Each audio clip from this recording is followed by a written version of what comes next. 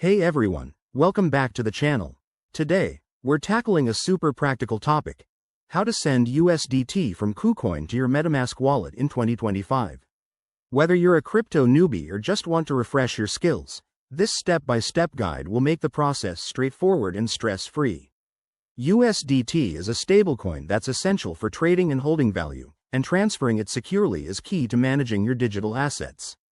First things first, make sure you have both a Kucoin account and a Metamask wallet set up. If you don't, pause this video and get that sorted. It's quick and easy. Once you're ready, log into your Kucoin account.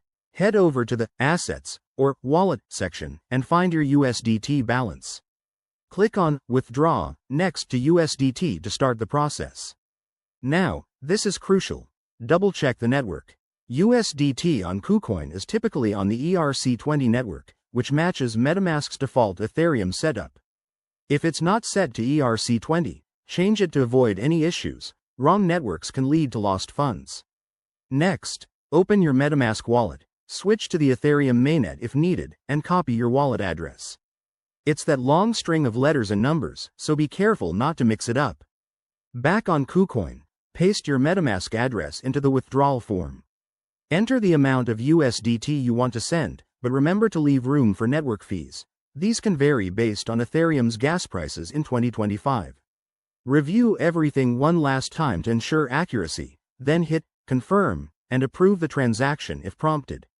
Sit tight while the transfer processes. It usually takes a few minutes, but factors like network congestion could make it longer. Once it's done, check your Metamask wallet to confirm the USDT has arrived. Pro tip: always use hardware wallets for larger amounts to boost security, and never share your private keys. And there you have it. That's how you send USDT from Kucoin to Metamask in 2025.